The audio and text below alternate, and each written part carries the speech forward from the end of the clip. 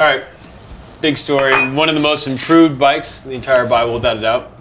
Salsa Horsethief, too. Absolutely. Yeah. I mean, I'm trying to actually even think of what the suspension design was called before, and I can't remember other than I didn't care for it. You know, what was going on in 2013, 2012. Those bikes were tank-like. They were plodding. I mean, they covered ground, as big 29ers do, right? But they were really workmanlike and the opposite of sexy. They're like a really clunky librarian who tells you that your book is due and is angry at you all the time. That would be overdue. Overdue. Bastard. This bike, however, right? It's long overdue for them to stump up for a suspension. You know, they went with a good design, right? They went with Dave Weagle. They didn't do one of the more expensive to fabricate Dave Weagle designs, right? The DW Link stuff, the tolerances have to be exceptionally tight.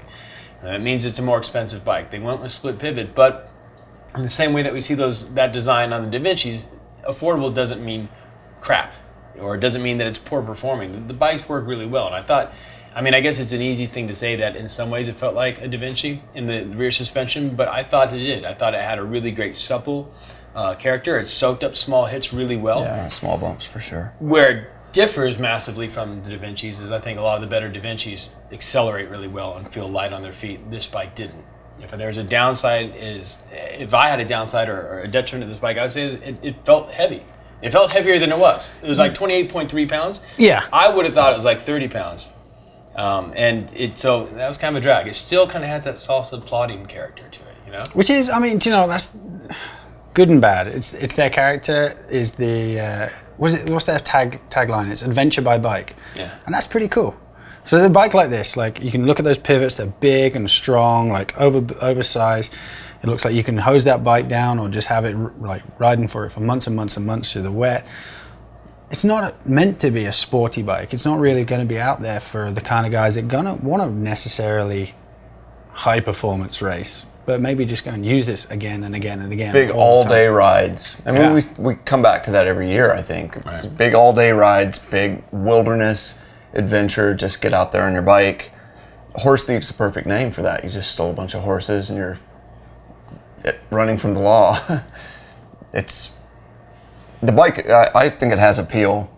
I think it has a lot of appeal to the type of person that would, want these all day rides. It gets the job done. Yeah, it's like Venice is not the sexiest bike out there, but it does a lot of things really simple. It's rugged, simple, straightforward. And that's something which some bikes miss. With all these complications of widgets and doodads and everything else, bells and whistles hanging off, and there's something to like about this bike. Yeah, and the price, right? $3,300. It's one of the more affordable bikes, and again, someone's going to want to kill us when we say $3,300 is affordable, and I understand that, but in this day and age, that's a pretty good price for this bike, and for the fact that there's really nothing that you have to outright replace. That said, I'm going to quack on again and say that I wish it would have had a stouter fork than the Fox 32. I mean, because the frame was rugged, like you said, it was really stout, and I thought the bike really excelled in some of the chunkier sections of downhill trail. But just a stouter fork with a bigger crown and bigger stanchions would have really brought the fork up a notch, or the bike up a notch. The other thing I liked is the short rear end on it. Yeah. It was really good. It kind of did a little performance, but the bike did feel very, very long in the front. I mean, we had a size, I think maybe I'm on the edge of the sizes here, and I would probably size down or get a much shorter stem. They do come or both. In my case, it would need to be both. But still, another thing I really liked was space for a big water bottle in there, which is going to match what this bike is for.